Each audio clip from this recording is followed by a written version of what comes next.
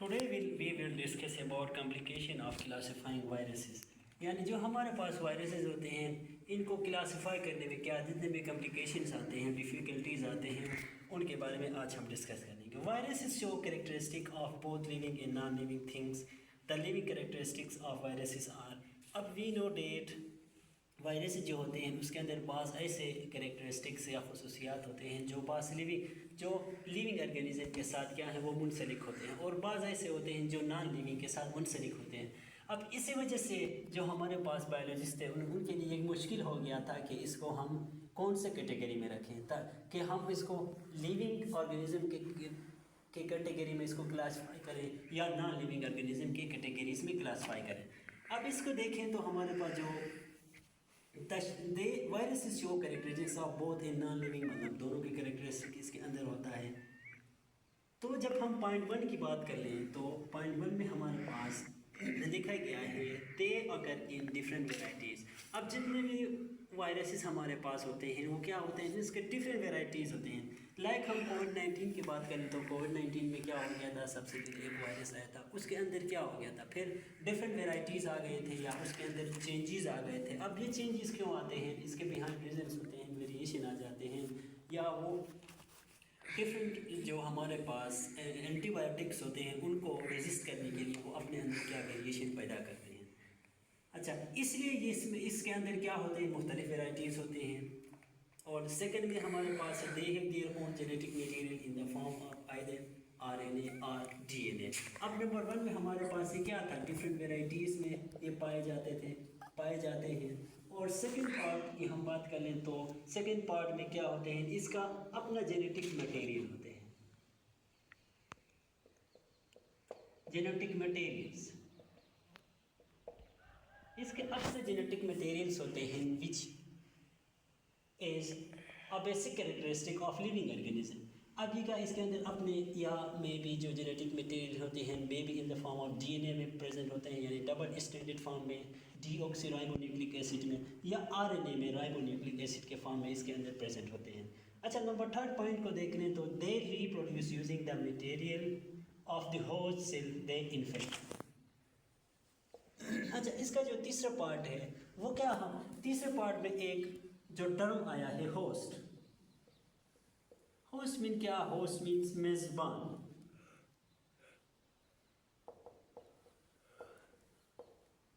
मेज़बान मीन्स क्या, एक होता है मेहमान दूसरा होता है मेज़बान. यानी जो मेहमान आता है जो उसका जिसके यहाँ आता है उसको हम होस्ट कहते हैं या मेज़बान कहते हैं.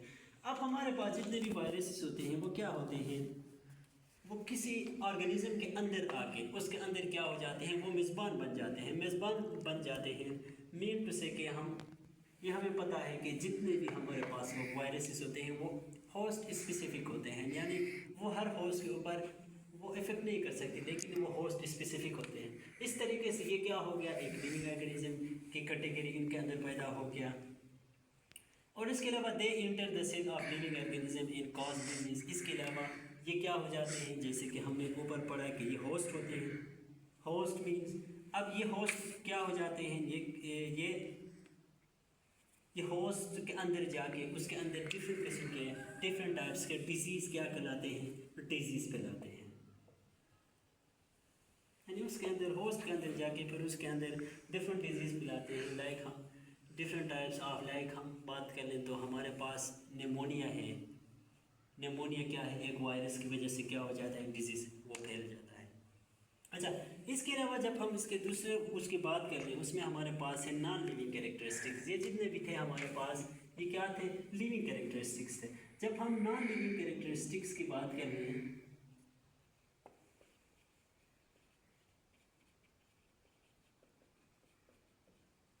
तो इनके नॉन लिविंग कैरेक्टरिस्टिक्स में हमारे पास आते हैं they lack cellular structure and enzyme system.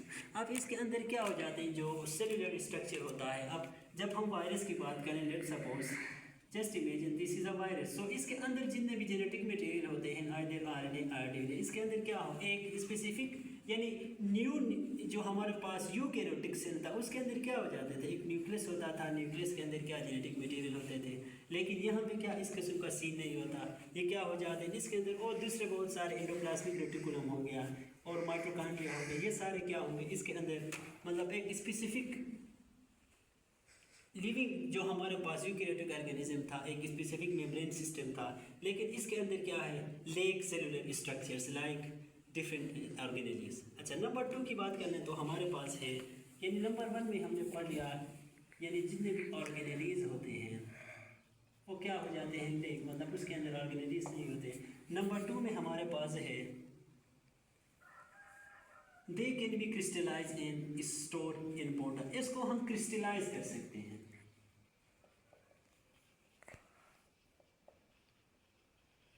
यानी क्रिस्टलाइज मीन जब हम उसको रखेंगे तो क्या हो जाएंगे, नॉन लिविंग है वो क्रिस्टल फॉर्म में हो जाएंगे, मीन टू से कि नॉन लिविंग में हो जाएंगे। जब उसको होस्ट नहीं मिलेगा तो वो क्रिस्टल फॉर्म में या नॉन लिविंग पार्ट में रहेंगे। जो ही उनको होस्ट मिलेगा, अवेलेबल होगा, तो वो क्या हो जाएंगे, लिविंग बन जाएंगे।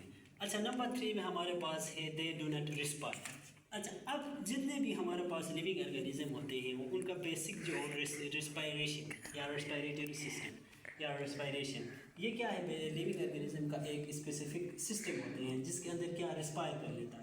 अब ये नॉन लिविंग ऑर्गेनिज्म की कैटेगरी में है कि इनका क्या है, इनके अंदर रिस्पायरेशन नहीं करता। लाइक हम ह्यूमन क्या करते हैं, ऑक्सीजन को इनहेल करते हैं, कार्बन डाइऑक्साइड को एक्सहेल करते हैं, लेकिन ये वाला सिस्टम उनके अंदर एब्सेंट होता है, यानी नो रिस्पायरेशन।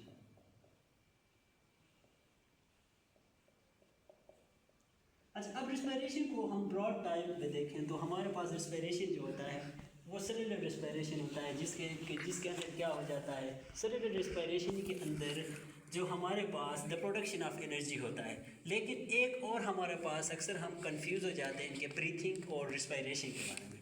अब जो ब्रीथिंग होता है, breathing the intake of oxygen and giving in oxygen and taking out और गिविंग आउट कार्बन डाइऑक्साइड।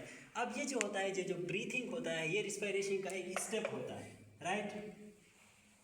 अच्छा, नंबर 4 में है viruses behave as non living inert infectious particles outside the host. अब जून चाहिए, जैसे कि हमने ऊपर क्रिस्टलाइज फॉर्म में डिस्कस किया कि अगर इनको होस्ट न मिल जाए तो ये क्या हो जाते हैं, नॉन लिविंग फॉर्म में पाए जाते हैं।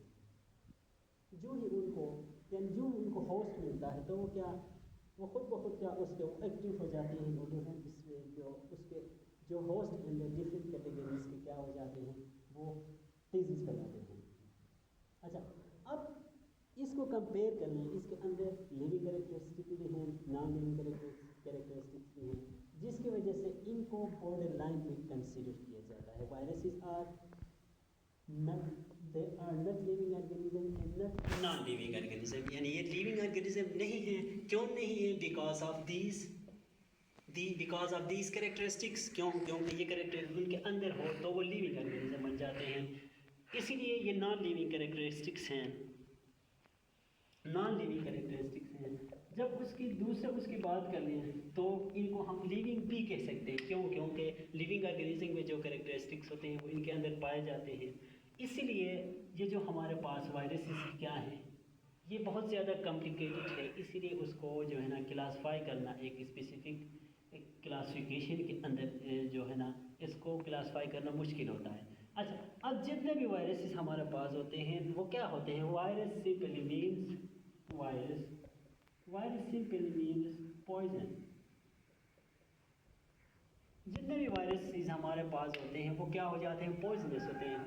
लेकिन इसके दूसरी जब बैक्टीरिया की बात कर लें, जो हमारे पास बैक्टीरिया क्या हो जाते हैं, बैक्टीरिया जितने भी हमारे पास होते हैं तकरीबन 98 to 99% वो क्या हो जाते हैं हमारे पास, वो मतलब यूजफुल होते हैं या बेनिफिशियल होते हैं। सिर्फ 2 पार्ट क्या हो जाते हैं, वो मतलब वो क्या हो जाते हैं, वो चाहे एनिमल के लिए या प्लांट्स के लिए वो क्या हो जाते हैं, हार्मफुल हो जाते हैं, या उसके अंदर क्या डिजीज़ वायरस फैलते हैं। I think it's clear to all of you. जब हम अभी लास्ट टाइम इसको रिवाइज कर लेते हैं कि अभी हमने क्या पढ़ लिया, तो हमने कॉम्प्लिकेशन ऑफ क्लासीफाइंग वायरसेस या वायरस को क्लासीफाई करने में हमें क्या मुख्तलिफ डिफ़िकल्टीज़ हमारे सामने आ जाते हैं। क्योंकि इनके अंदर जो लिविंग ऑर्गेनिज्म की कैरेक्टरिस्टिक्स होते हैं और नॉन लिविंग ऑर्गेनिज्म की कैरेक्टरिस्टिक्स होते हैं, ये दोनों इनके अंदर पाए जाते हैं। जस्ट बिकॉज ऑफ डेट इनको क्लासिफाई करना हमारे लिए मुश्किल होता है। अब जब लिविंग कैरेक्टरिस्टिक्स की बात करें तो इसमें हमारे पास नंबर 1 पॉइंट पे हो गया वेराइटीज़ के, ये डिफरेंट वेराइटीज़ में पाए जाते हैं। नंबर 2 इनके अंदर जेनेटिक मटेरियल पाए जाते हैं, आइदर डीएनए और आरएनए। एंड नंबर 3 होस्ट, ये क्या हो जाते हैं, ये होस्ट स्पेसिफिक हो जाते हैं, यानी किसी होस्ट के अंदर चले जाते हैं। नंबर 4 डिजीज़ दे, इसकी वजह से ये क्या हो जाते हैं, जितने भी वायरसेस होते हैं ये डिजीज़ फैलाते हैं। जब हम नॉन लिविंग कैरेक्टरिस्टिक्स की बात कर लें तो इसके अंदर क्या एक स्पेसिफिक ऑर्गेनेलिस माइटोकॉन्ड्रिया वगैरह नहीं होता। क्यों उसके अंदर क्यों नहीं होता, क्योंकि वो होस्ट के ऊपर वो डिपेंड करते हैं, उसको अपनी एनर्जी बनाने की ज़रूरत नहीं होती, क्योंकि वो क्या हो जाते हैं, जो एनर्जी होता है वो डायरेक्टली अपने होस्ट से हासिल करते हैं। और नंबर सेकेंड में हमारे पास क्रिस्टलाइज, वो क्रिस्टलाइज फॉर्म में या नॉन लिविंग फॉर्म में पाए जाते हैं। जो ही उसको टाइम मिलता है, कोई होस्ट मिलता है, तो वो दोबारा अपना जो डिजीज़ वगैरह हो जाता है उसको अंदर क्या हो जाते हैं, उसको फैलाना शुरू कर देते हैं। नंबर 3 में हमारे पास नो रिस्पायरेशन, या उसके अंदर नो रिस्पायर, यानी वो सांस वगैरह नहीं लेते और डायरेक्टली वो क्या कर लेते हैं, वो सेलुलर रिस्पायरेशन नहीं करते, अपना जो एनर्जी होता है डायरेक्टली वो होस्ट से हासिल करते हैं। एंड नंबर 4 में वो क्या हो जाते हैं, वो डिजीज़, यानी डिफरेंट कैटेगरीज़ का डिजीज़ क्या हो, जब क्रिस्टल फॉर्म में होते हैं तो वो डिजीज़ नहीं फैला सकते, लेकिन जो ही वो एक्टिव फॉर्म में आ जाते हैं, किसी होस्ट के अंदर आ जाते हैं, जिसकी वजह से वो क्या करते हैं, वो बीमारियां फैलाते हैं। Thanks for watching.